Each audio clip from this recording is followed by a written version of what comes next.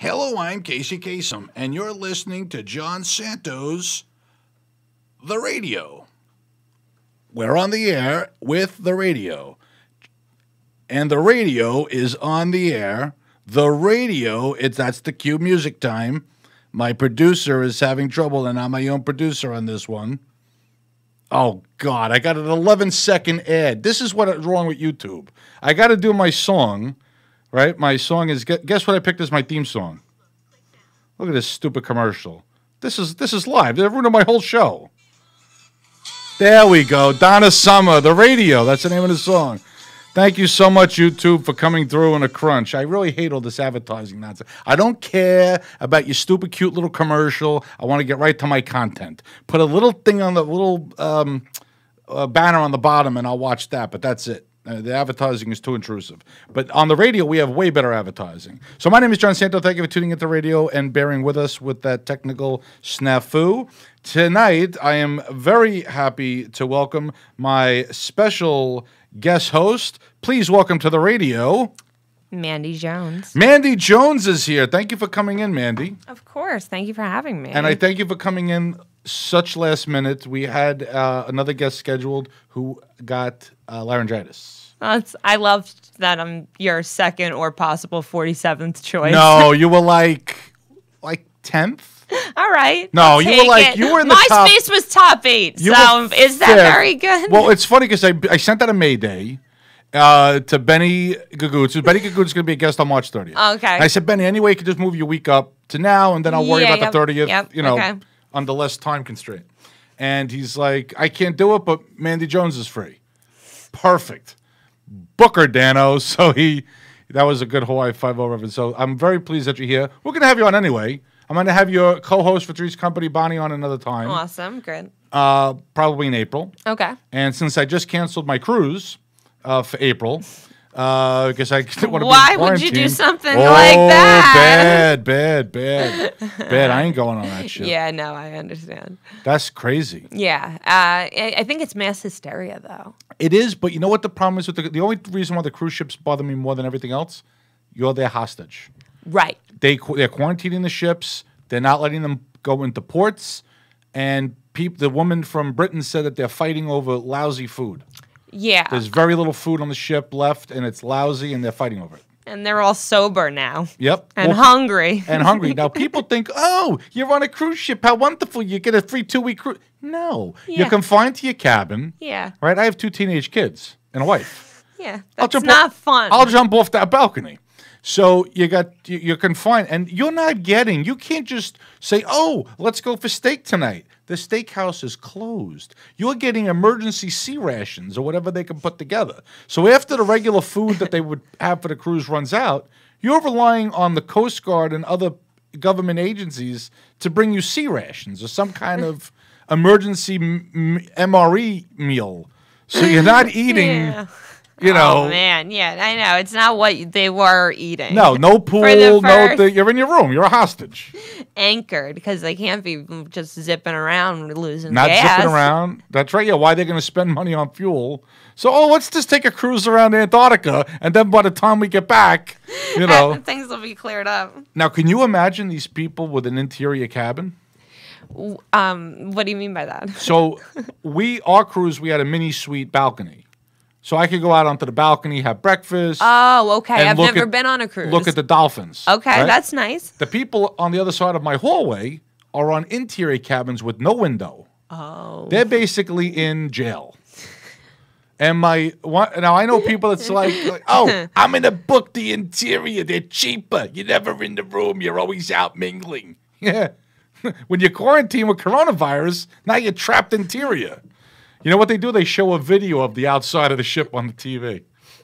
That's your exposure to the outside world. Lame. So no fresh air, nothing. You get it better in jail, actually. Prison. Yep. Now, really, you at least get couple hours of daylight. If it is airborne, they really shouldn't be out on the balcony either, because you could be passing your balcony to balcony. So you'd probably actually get quarantined also. So yeah, you wouldn't even be safe on your balcony. Horrible. The only time I'd go out on the balcony would be to jump off the ship. And we were on deck 10, so the fall would kill me. Thankfully.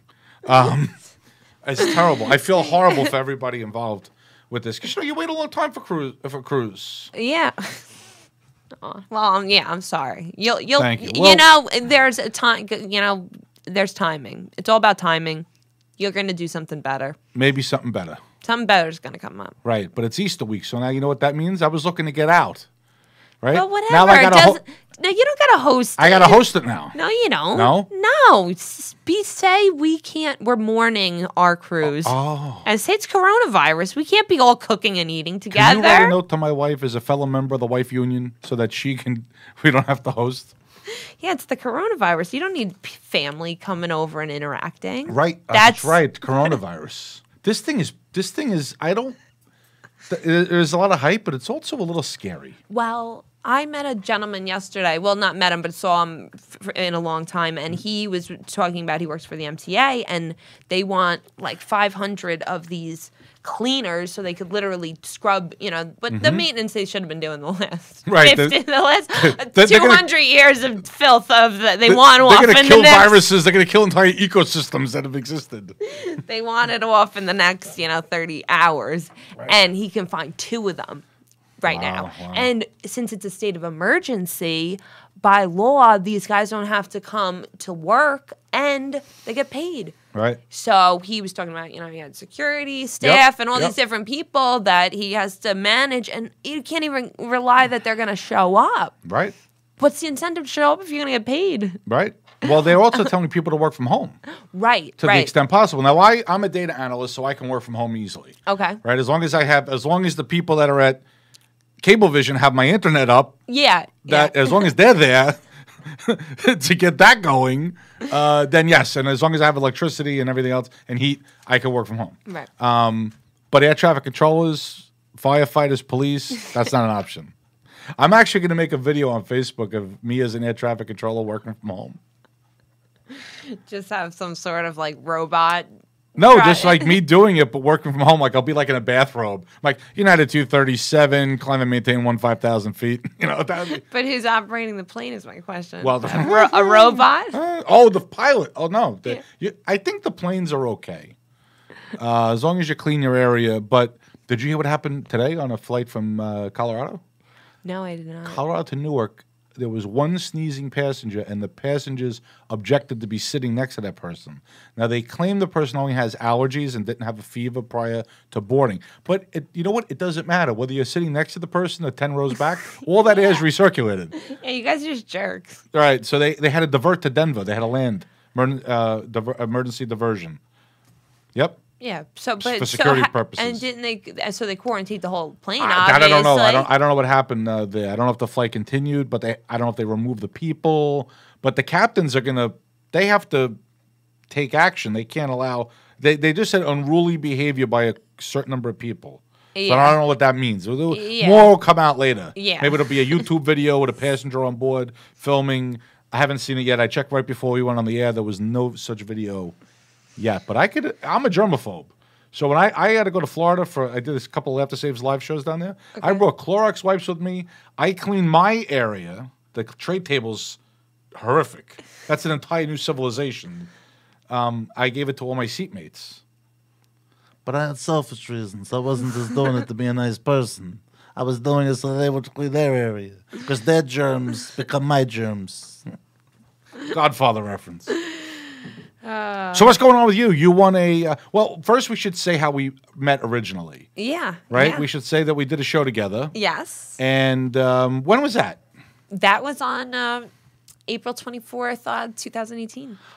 Now I'm going to do a my cousin Vinny moment. I find it very hard to believe that 2 years later, you could remember the exact date that we met. How is that possible? Would you care to... Oh, you should say, would you like me to explain? Would you like me to explain? I would love for you to explain. How can you be so sure that was the date? That's the day I got married. Right. And you had your reception at the show. Yes. Where is that? Cafe Spiga. Yes. Yes, in Mount Sinai. Mount Sinai. Long Island, New York. The best chicken cutlet parmesan. They pound it paper thin. Oh, yeah. It was Incredible. great. It was great. But that is true comedy dedication. See, a lot of comics cancel shows for a variety of reasons. Mandy had the ultimate excuse. I'm getting married that day. But she showed up. Well, that was the incentive for the date of getting married. We said we'll get married on the beach during the day and get some nice pictures. Because I didn't want to do family and friends because I have such a large group of family and friends that where does it end? And I had been to a wedding recently, and it had been.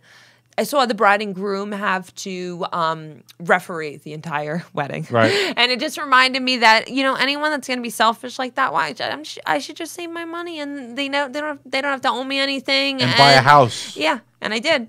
There you go.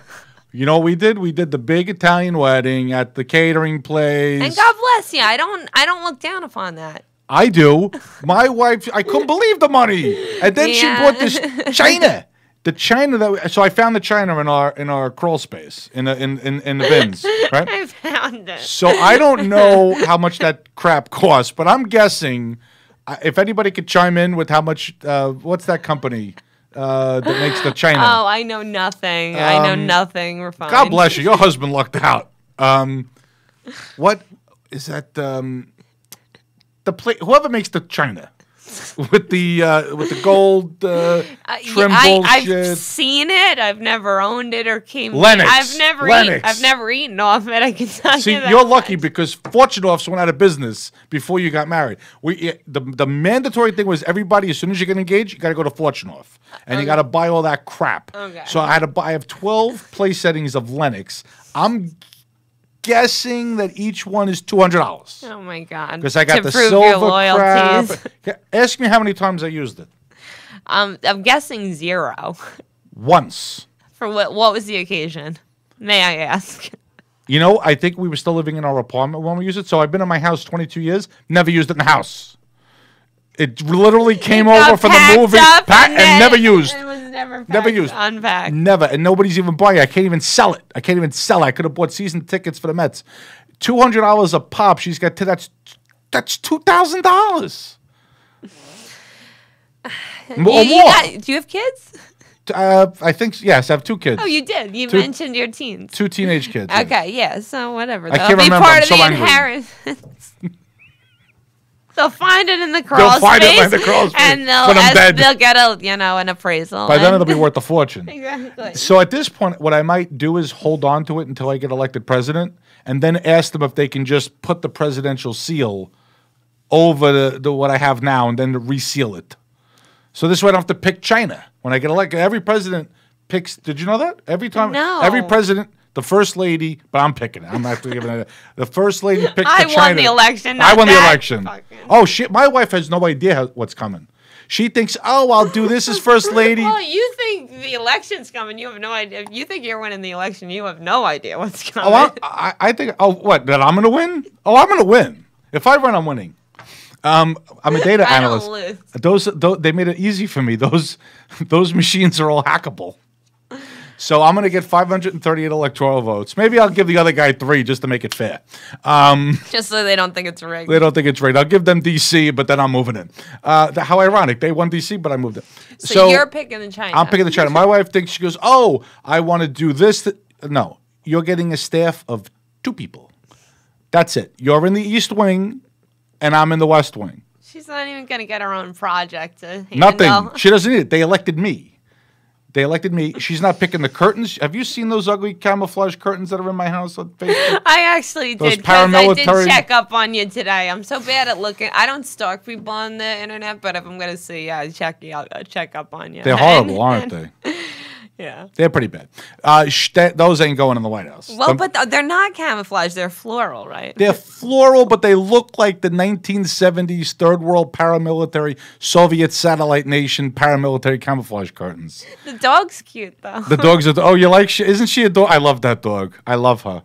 She's so. I'm leaving her all my money. I had a Shih Tzu growing up. She's a cockapoo. Oh, I thought you said she was a Shih Tzu. What did I? No, she's a shitter. I'm just. She shits like 3 times a day. Okay. I love her. Nothing wrong with that. She's gonna be 1 in May. Okay. Yeah, we got her in August of last year. Oh, you can stop. She was a baby.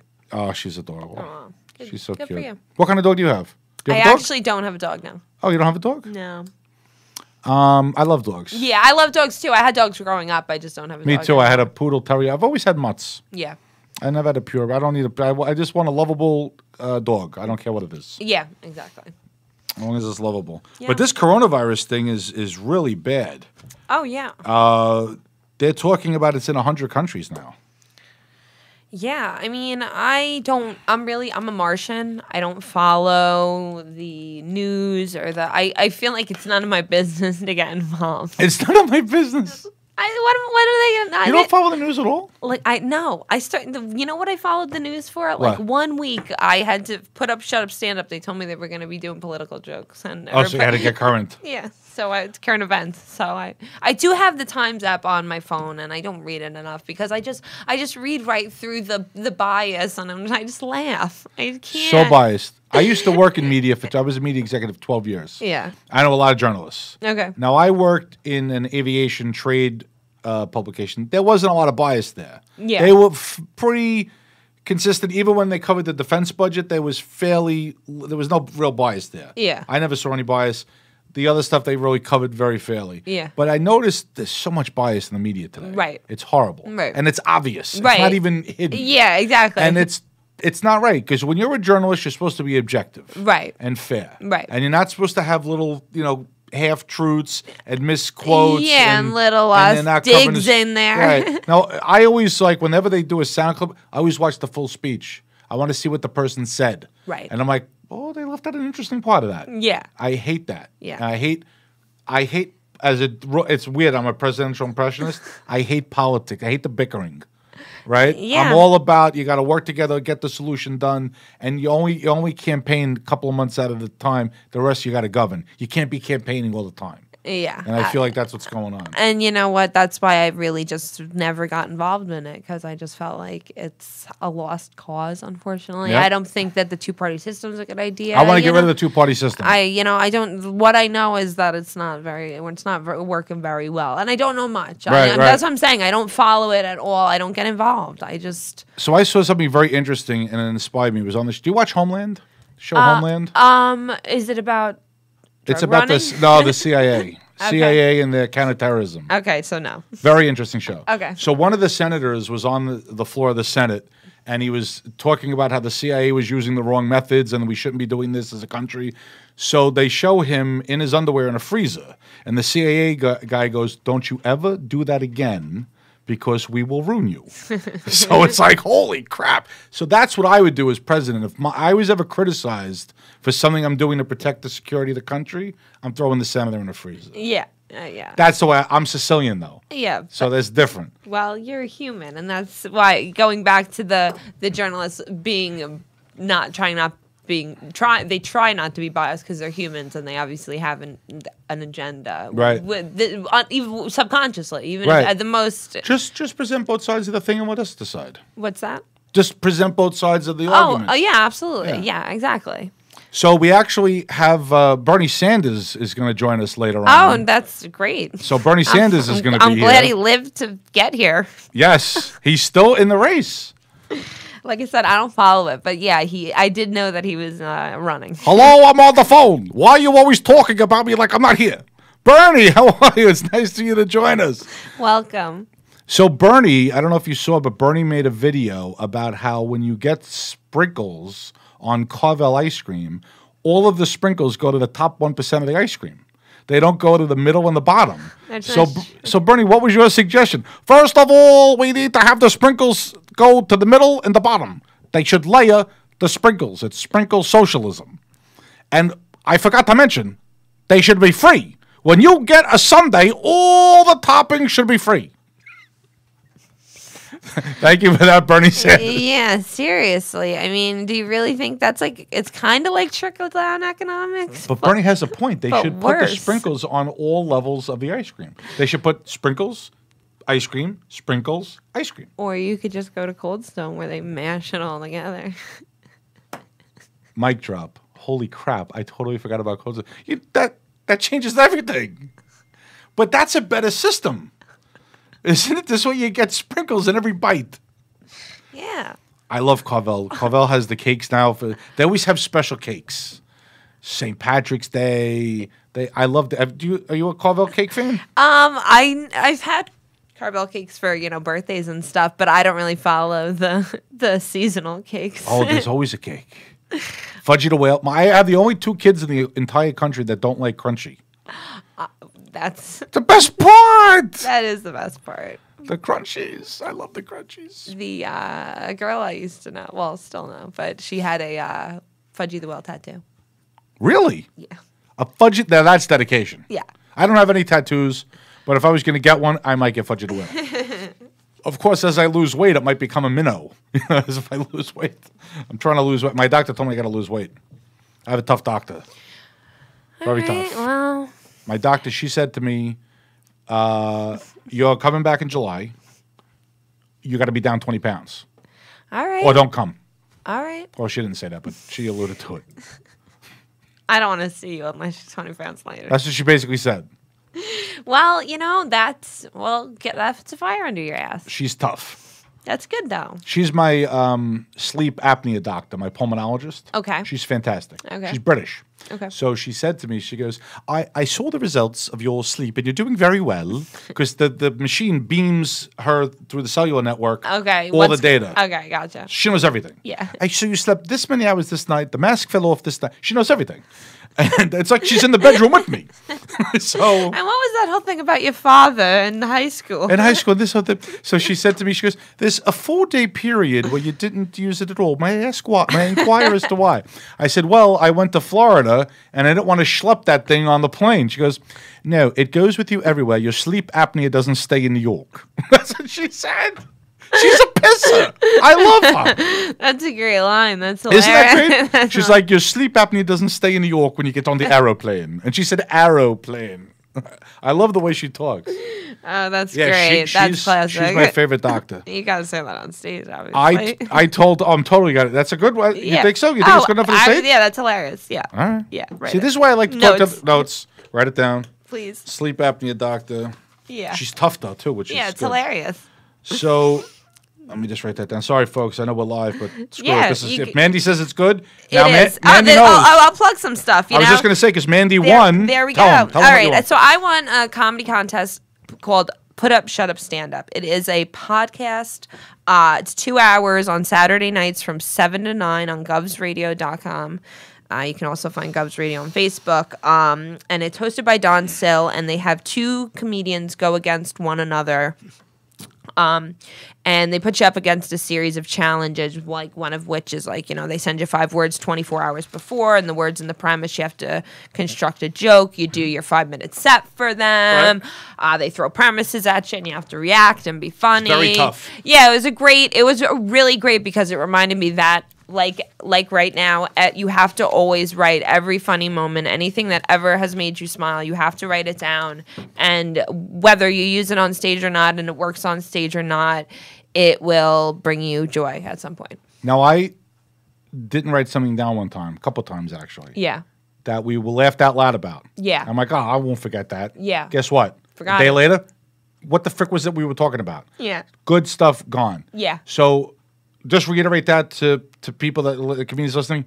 Mandy says, You write it down. you have to write it down. If you're laughing, take out your cell phone. You take out your cell phone to check out Facebook or whatever. Or if you're driving, don't do that. You do a voice memo if you're driving, because pull over. You get the voice inflection when you do the voice memo. So that's another thing. Oh, the voice memo's good. Yeah. That's what I tell a lot of comedians, and you have to record your sets. But yeah, I won Put Up, Shut Up, Stand Up, the comedy contest showdown. I won the entire first season of it. High five. And the second season already started. The first episode was last Saturday. I was a judge on that show once with Tony Landolfi. Oh, that's another member of my my show. And Tony and I have said, well, I shouldn't speak for Tony because Tony's terrific, and I don't want to piss off Tony. But I find it very hard to judge. I actually look what Tony does, and then I kind of use that as my base. It's hard to be a judge. Yeah, It's hard to be a judge because I don't know. I shouldn't be telling you what's funny because you might come up with something brilliant that the audience connects with. Who the hell am I to tell you it's not right? Well, how much art out there is that's millions and millions of dollars, and It's crap. and it doesn't grab you. Then I see a poor guy on the side of the road selling I'm like, that painting's fantastic. Exactly. So, yeah, comedy is like music. Everyone's got their different styles. Different styles, but I mean, you can learn from more experienced comics about the basics and things like that, and different rule. But I feel like I shouldn't be telling you what's funny. Right. If you do a bit and it connects with the audience. First of all, I laugh at most things anyway, so I'm probably gonna find it funny too. But like, I have a hard time telling people. People used to tell me, "Don't do Viagra jokes anymore. Viagra's ancient." But I do each president as a Viagra spokesman. Yeah. It's still people still love it. Yeah. So if people are laughing, it's my closing bit. So if people are still laughing at it like that, Yeah. why stop doing it? Yeah, exactly. It's still doing well. When it doesn't get laughs, then I'll stop doing it. Exactly. Yeah, I know. I have a series of jokes that I use all the time, and I mean, I've only been doing it for 2 years, but there's some of the first jokes I told on stage, Right. and they're jokes that I know work every time. Did anybody tell you not to do certain things that you found out that connected?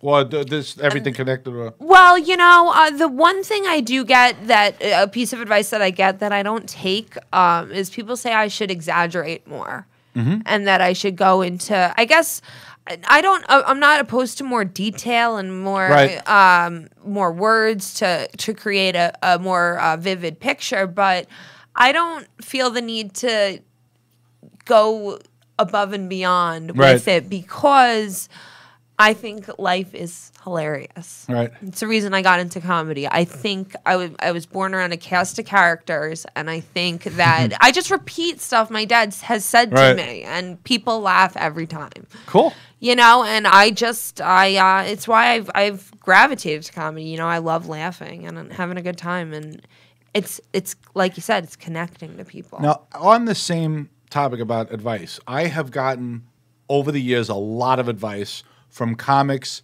brand new, to top national headliners. Yep. People on television, real good acts. Yeah. And everything in between.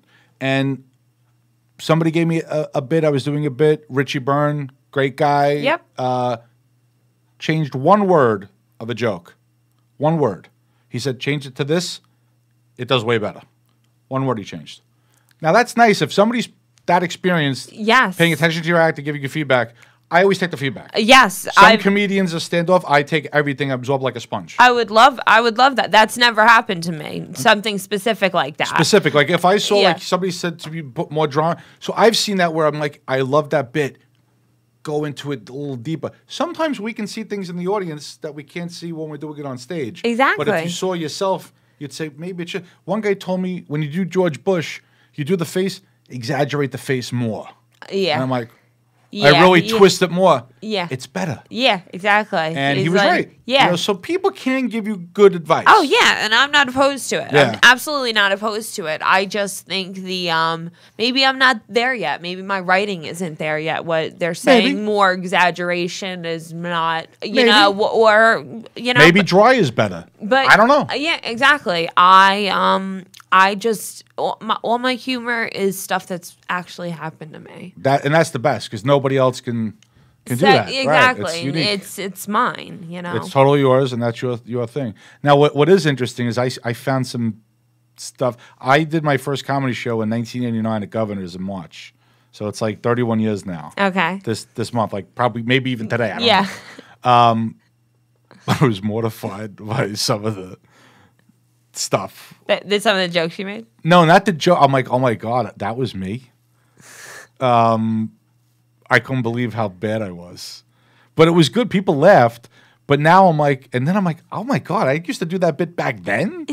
It's weird. Yeah. Even stuff from 10 years ago. Yeah. You'll still use because it still works. Still works, but it's weird to see it. And then I actually forgot some bits. Yeah. And they're in my notes, and I'm like, oh my God, that was a good bit. I should bring that bit back. Yeah. So I saw some old stuff. It was weird. Yeah. For the contest, I pulled out my thing of jokes. Yeah, and everything. You know, that's huge that you won that contest. That's big. Yeah, well, I won a paid spot on the main stage at Governor's in Levittown. And when is that date to be determined, or do you have a date? It's to be To be determined. To be determined. Well, that's awesome. Yeah, so Don Sell said he'll keep me in the loop, but they secured a spot, but I don't know if it'll be 7, 10. I have no idea. That's fabulous. But it'll be great. And all my family and friends will show up. A bunch of friends said, people actually listeners said, "Oh, Mandy, we'll be there." I said, it'll be on my page. Don't you fret. I'll be harassing everybody about that date. That's awesome. Yeah, because it's great. So I'm having a blast.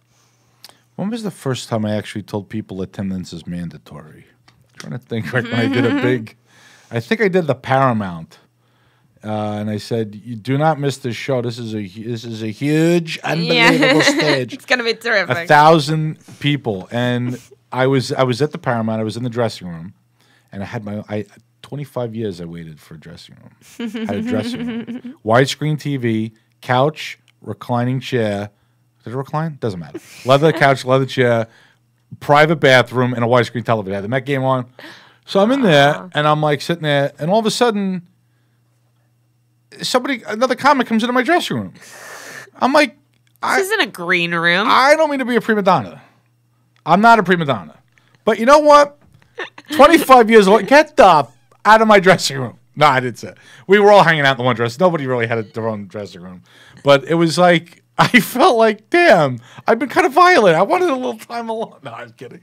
It's weird that some comedians are like that. Like, I understand before the show. It's like I need some time to think. Right. Some comedians who I have a lot of respect for, great friends with, they just can't. They have to focus before the show on their stuff. Totally fine. Yeah. Me, sometimes I like to just review my notes real quick, but I don't really. We could be chatting and I go right up. Yeah. But some comedians want to get into like a different game face. Right. Yeah. The Mets do that. Yeah. They told my kids when they sang the national anthem with their class at Citi Field, they said, don't talk to any of the players. They're in game mode. They can't talk before the game. I'm like, what about the pitcher that's not starting? He's got to be in game mode too? He can't come in and say hi? So they did. The pitcher that's not pitching comes in and says hello to the kids, a couple of the pitchers. Was that really by your suggestion? Well, no, I'm like, really? So DeGrom is pitching. Mats can't pop in and say hello, He's got to be in game mode, It'll take 10 minutes. 10 minutes. So they did, like, even a couple of them that were starting that day, like the position players, they all waved to the kids as they went in. So that was nice. I'm like, at least acknowledge their existence. We're professionals. Right? It's May, guys. It's May. It's very early in the season.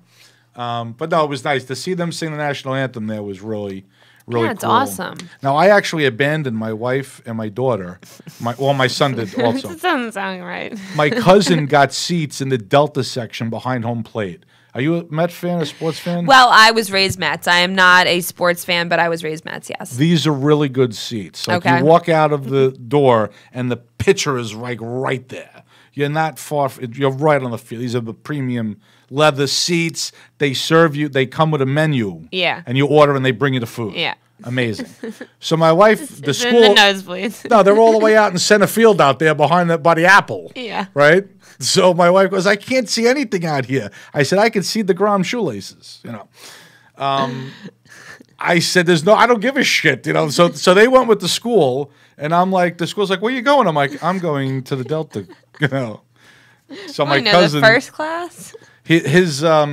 The guy who owns this building gives him Met tickets every once in a while. Awesome. And he had tickets for my wife, and she's like, oh, if you can, sing the national anthem, go to your seat. It's a nice seat. Yeah. And I went with John LaRocchia. None of his family could go. They didn't want to go one at a concert or whatever. I can't believe he took me. Aw. 3 rows behind the Met on deck circle. It was ridiculously good seats. And I got my first ball ever. The ball boy in the top of the 11th. It was a foul ball. Jose Lobaton hit it off the Dunkin' Donuts sign, and I threw it into the crowd. And I caught it in my glove 40 seasons. And some kid's like, oh, that was my... Shut up, kid. You got to wait. Takes 40 years to get a... No, there was no kids there. It was extra innings. A lot of people left. But, nobody gave me a ball when I was a kid. I don't remember outpouring of love then. You don't get everything you want. That's right. I caught the ball, and I said, next time use an outfielder's glove, kid. No, I didn't say that. There was no kid there. John actually said, he goes, there's a crying kid back there. But there was nobody there. So that was a fun Well, that's game. really exciting. A big Met fan at your best game, and you caught the ball.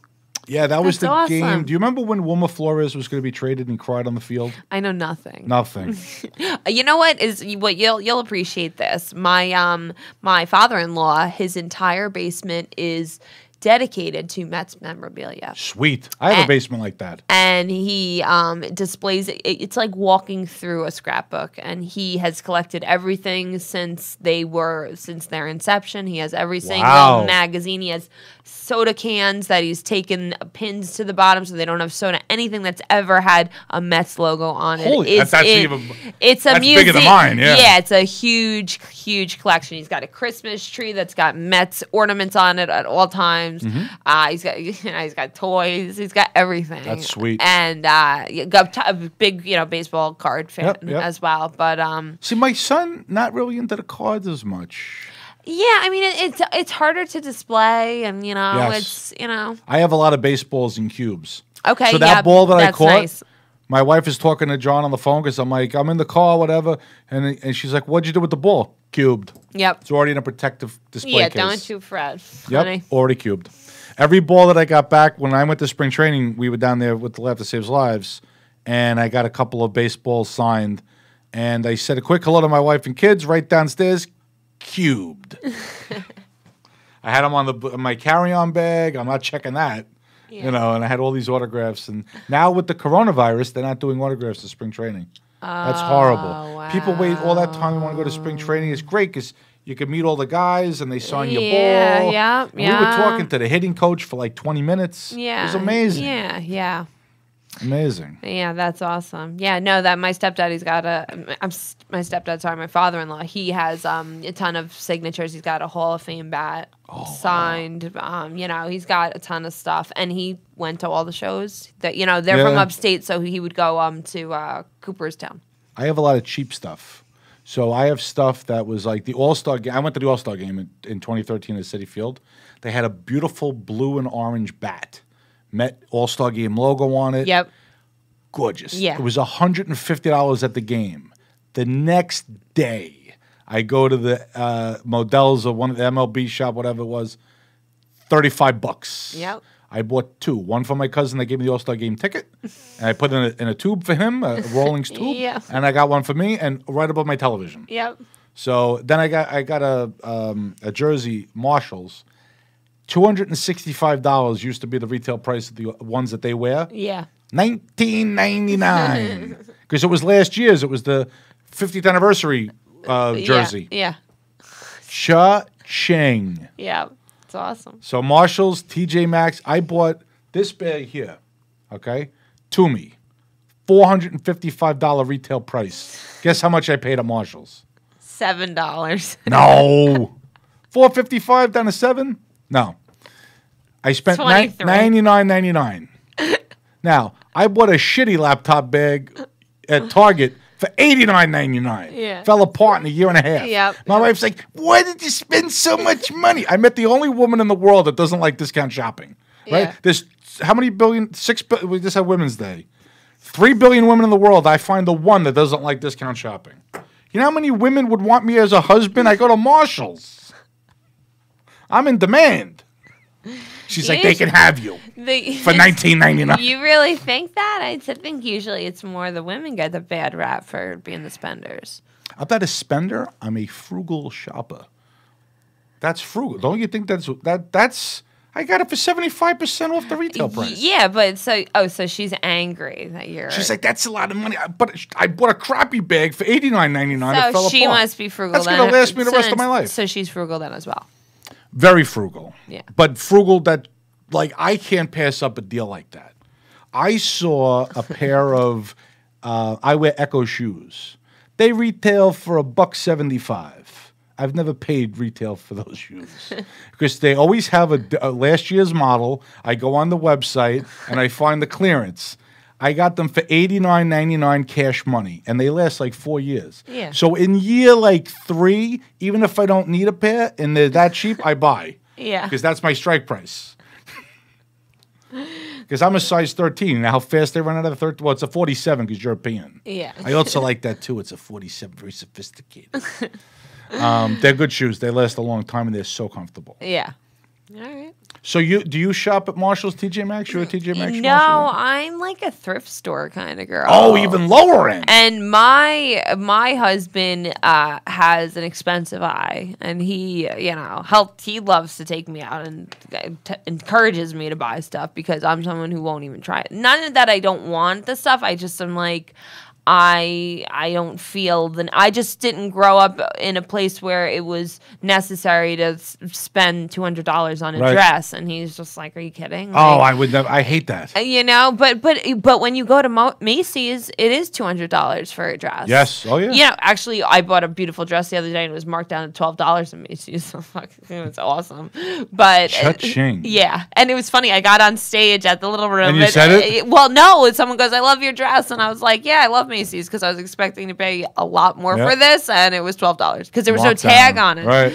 And the guy, even the gay guy at register, was like, "You chose right." Like, now I was in Italy, and I almost bought they have custom suits there that weren't that expensive. See, that's what my husband would be doing, and God bless him. I don't care. It's just not my thing. You know how you can tell if it's a really expensive suit?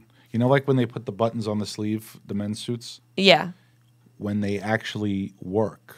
When there's a real buttonhole. Oh, yeah. That's an expensive suit. Yeah. So I was going to get like a James Bond Canali type suit. And my wife's like, "Do you even wear suits to work anymore? We have casual." And I'm like, she sucked the excitement right out of the experience. Yeah. Here I'm talking to the little Italian. He's like, "Che sta facile?" And he's measuring me up. And she's like, "No." Yeah. Oh, No. Well, the thing is, I know that my husband loves and appreciates everything he owns. And I do too. So, like, if he's going to spend money on... He's got a couple pairs of Ferragamo shoes, and like he's got those nice, are nice. and he's got his nice shirt collection and stuff. And I'm like, that's what makes you feel good and sexy. And I think I you know what I mean? I love you. You make money. I make money. Fuck it. You only live once. I was at Dick's Sporting Goods, and they had an A2000 catcher's glove. Wilson. Those are what the major league players use. Okay. Gorgeous. It smelled fantastic. It was like concrete. You have to break it in. It's like you can't even close it. Yeah. Gorgeous leather. It was on clearance because for whatever reason they changed the color or whatever, and the other ones go on clearance. It's the stupidest thing. Right. Get a basic glove, and who cares, right? Yeah. But they always put them on clearance. It was last year's item. It was $250 marked down to like I think $175, and then it was like another $25 off for the holidays. Right. It smelled fantastic, and I'm like, you know what? I need a new catcher's glove. I'm gonna get this. She goes, "Do you really need a professional catcher's glove to warm up your little league team?"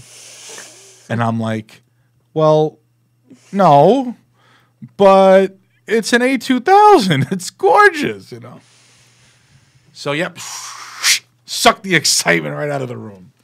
So, yeah, I didn't get the A2000. She's right, though. I didn't really need a A2000 and warm up my little league team. I got 3 proposals for marriage here on the thing. Oh, my God, you shop at Marshall's? Marry me. Marry me. No, I didn't. I was just resharing what posted on my Facebook earlier, right? Yes. Yeah, no, because my husband said, "How do I find it?" Oh, no. Yeah, well, we're going to be on iTunes. Not iTunes. iHeartRadio tomorrow.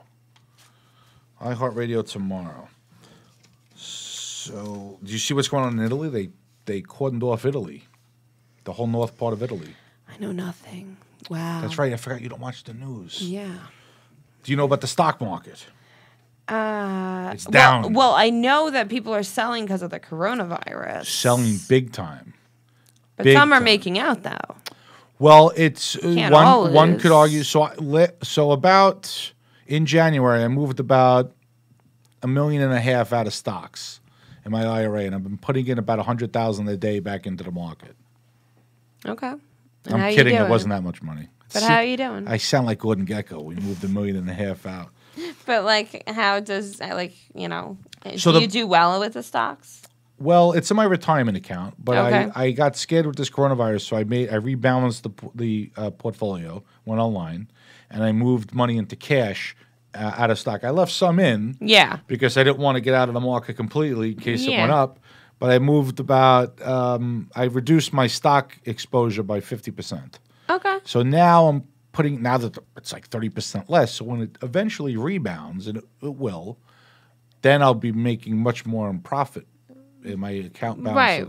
Right. Right. So it's like the old adage: buy low, sell high. We actually bought Bitcoin at one point, and we had just the one, and we decided because it was like $200 when we bought it. So when it went up to 1,000, we said if it hits 1,000, Did you get out? we'll cash out. And we took it 1,000, and then we kept like 300 in it. So I have like a 0.0017 of a Bitcoin. It doesn't have to be all or nothing. Like you could start to take out, slowly. Right. So we just have a portion of it right now, and who knows, it was 17, what was it? 17 grand at one point, it's insane. Yeah, it was like Tesla went way up. Yeah, it's things, I mean, I don't know if that's still going to be the case, but you don't know. I don't know how long it's going to take for the market to get back into full swing.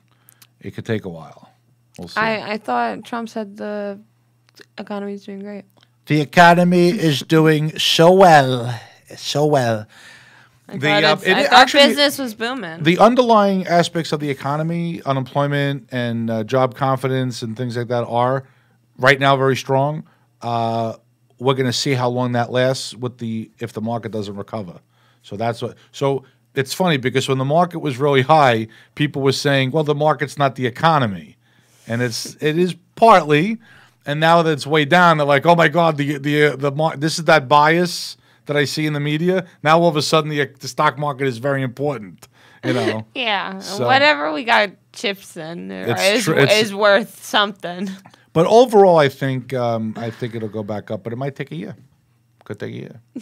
But Stocks should be free. That's what he's gonna say. Bernie, you're still on the phone. Have stocks. Everybody should just have stocks for free. Yeah, no. But it's that I don't follow politics, but I don't think Bernie's got it going on. No, it's going to be very interesting. And Joe Biden, he doesn't even know what state he's in. Oh, he is a pedo. Yeah. He's disgusting. I think what's going to happen is you're way too young to remember, but I think if they go to a convention, if they even have the convention with coronavirus, I have a feeling that they can nominate somebody off the floor. You could go through this entire primary process. You should go. And it could be me. I could get the Democratic nomination for president. But I want to be an independent. I don't want to be in a party. I don't like parties. Yeah, so then you'll lose anyway. I'll lose anyway. We have to form a pizza party because I'm Sicilian. So I'll have a pizza. Here's my motto. Everybody gets a slice of the American dream. Aww. Isn't that great? Yeah, I love it. It's super cheesy. High five. That's why you won the contest, because you're sick like me. You're a punster. What we have to do, we have a lot. We have to do a weather report. Okay. And you get the guest co-host, special guest co-host, always gets to pick the impression that's going to do the weather. Oh, absolutely. So that's what that list is for. Okay, so is the celebrity or a politician, or it could be anybody on that list, except for I don't do. Well, I you pick it. If I don't do them, I'll tell you. I don't do Hitler. If I don't do that, I don't do it. Let's hear the weather by Yoda. Yoda? Yeah. Okay. This is weird because I got to do it. Yeah. I know. Okay. We now go live to our weather forecast, and we have Yoda. Yoda, is it going to rain? Rain or not it rain? There is no if. That's like when he said there is no try at Empire Strikes Back. You do or you do not. There is no try. You know what's interesting about you, Yoda? A lot of people will make judgments about people based on their grammar, right? Yoda, not the best grammar, but the greatest Jedi who ever lived. So it's amazing. Thank you, that is. Weather.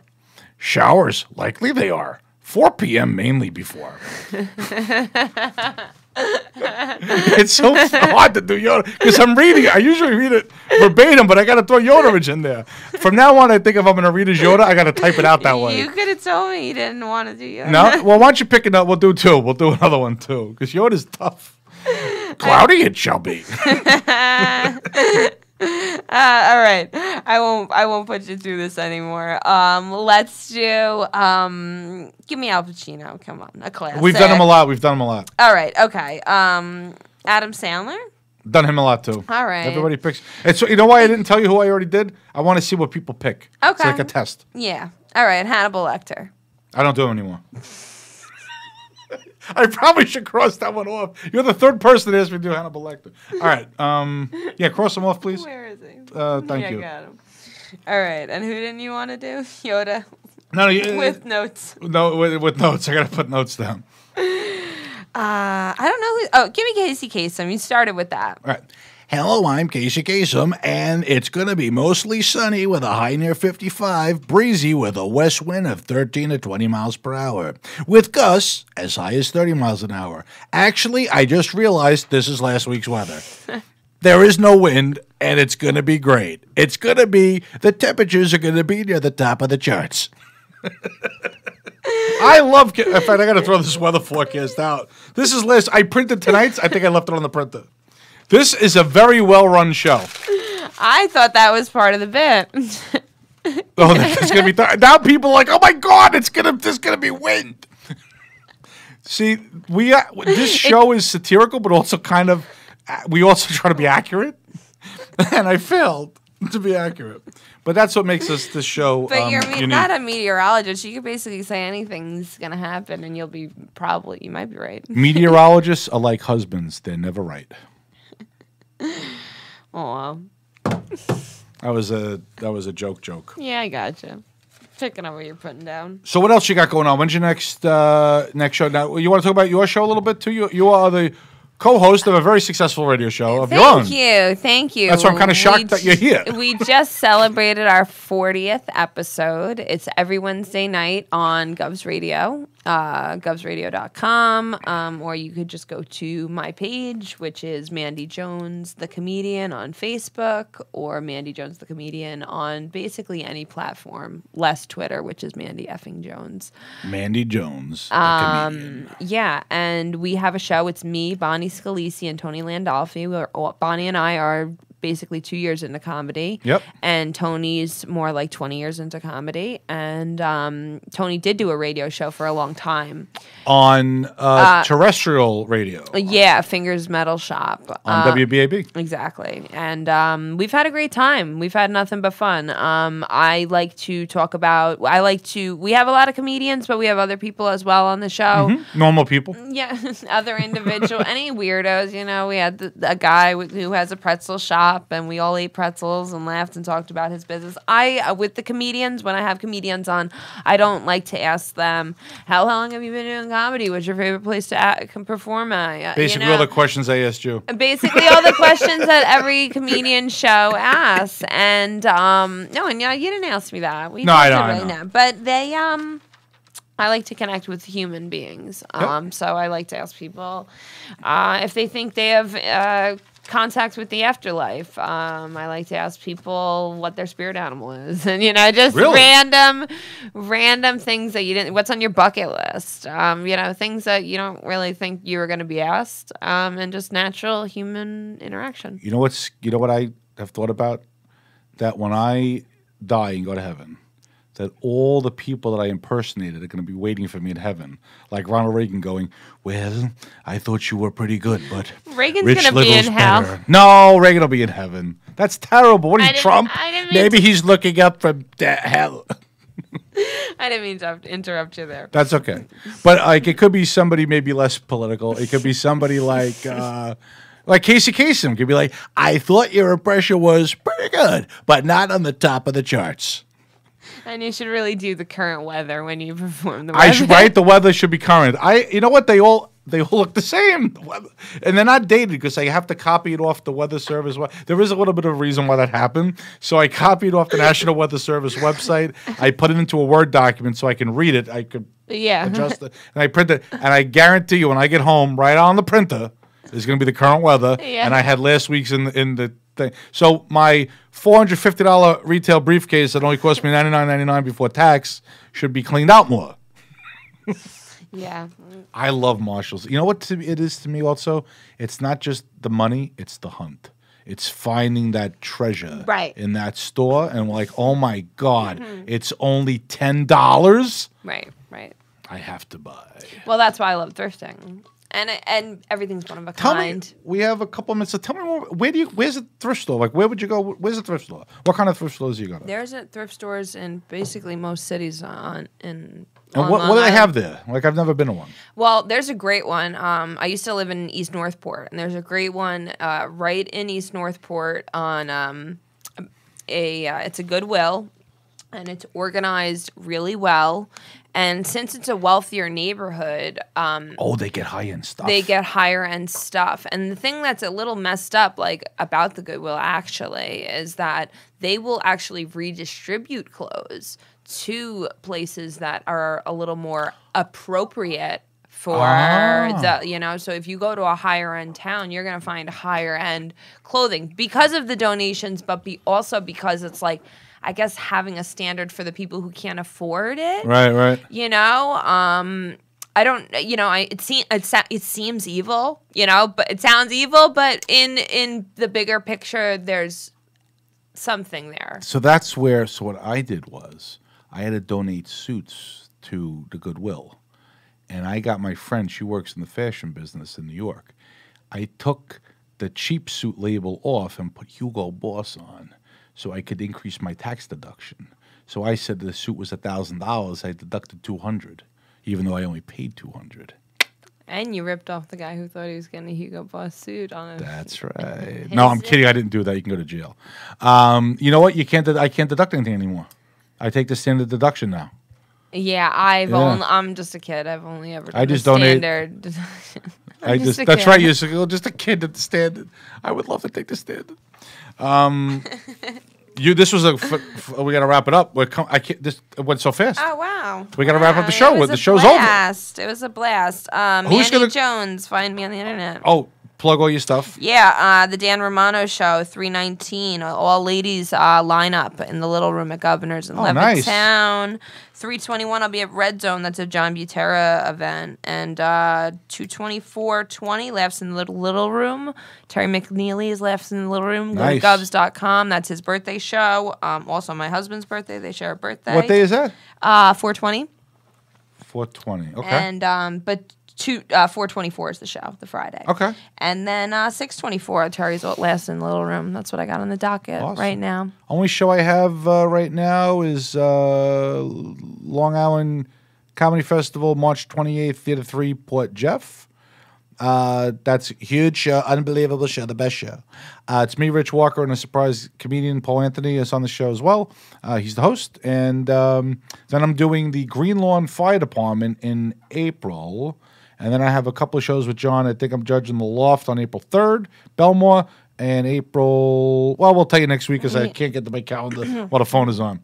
But thank you very much, Mandy, for coming in. Thank you so much for having me. And we accelerated your appearance by a couple of weeks, which is awesome. So thank you for accommodating us. I appreciate it. Yeah, on Wednesday, check me out, govsradio.com. And next week we have my special guest co-host is Mr. Paul Bond. Oh, love him. Then we've got Joe Pontillo the following week. Oh, we're going to have him on our show as well. And the following week we got Benny Goots. Yeah, I love Benny. Benny's awesome. Who was instrumental. The best. We do. I'm looking April. Nancy's better than Benny. Nancy's Sutter. We love Nancy. We love Benny.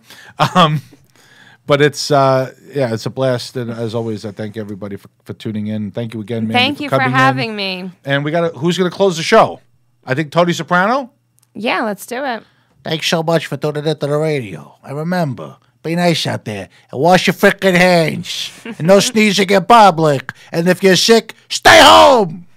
Thanks for tuning into the radio. Thank you, Mr. Soprano. And thanks for tuning into the radio. Thanks always to our producer, Bobby. And we are clear. That's a Wayne's World reference.